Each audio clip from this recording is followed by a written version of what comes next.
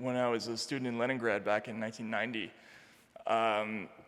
was that there were these people who came to our dorms every day who were trading rabbit hats and trying to trade dollars with us and buy foreign goods or sell foreign goods.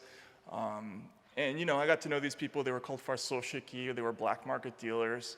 And every now and then, these guys would get picked up by the cops and they would disappear for a few weeks or a few months, and then they would come back, and that was fine. But the funny thing was, what they were arrested for was trading dollars and having foreign goods, and they would get arrested, and meanwhile the college president would walk right by the same cops wearing a Savile Row suit or some other foreign item that he had bought from one of these people, and the cops wouldn't even look at that person. And when I would talk to Russians about this, they would laugh, because after so many years in the Soviet system, the Soviet people, the Russians, they learned that there were really two different sets of laws. There was the written set of laws, which was basically meaningless, and then there was the unwritten set of laws, which was the meaningful set of laws.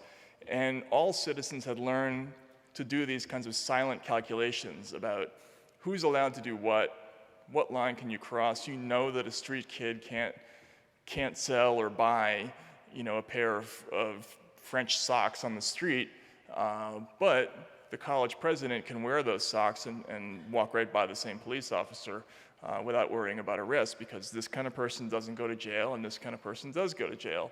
And it's just something that you inherently understand.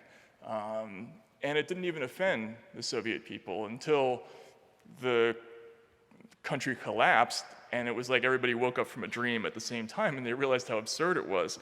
And I think we're kind of, not to be dramatic about it, but I think we're kind of headed in the same direction, because when we read about these stories, we know sort of inherently that there's a difference in the way people are going to be treated.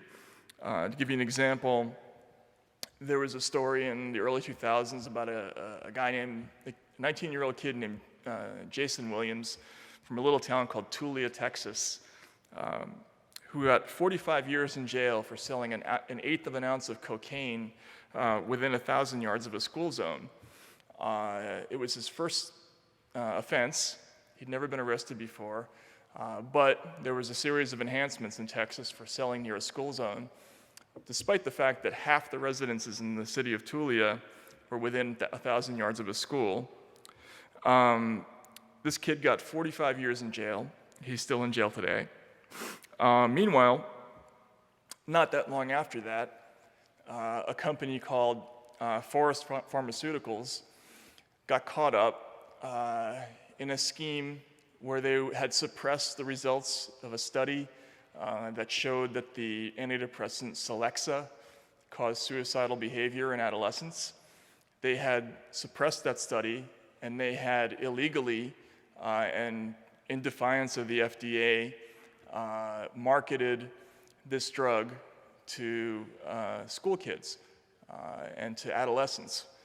And so here you have two crimes that are pretty much, in certain ways, they're very, very similar. It's an marketing of an illegal pharmaceutical, a dangerous pharmaceutical, as it turns out, to people in a school, to underage people in a school.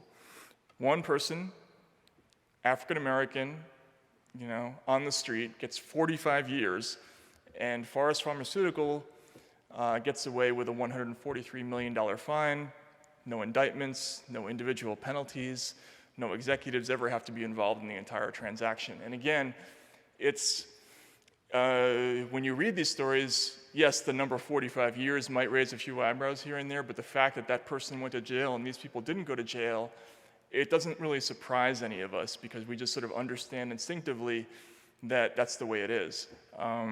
And that's really the dangerous part of the situation. The Soviet Union was a dysfunctional society because it had two sets of rules, one written and one unwritten. And we're headed in the same direction, I think. Our system of law works better when laws are written and when everybody has to follow the same sets of laws, and they should apply to everyone equally.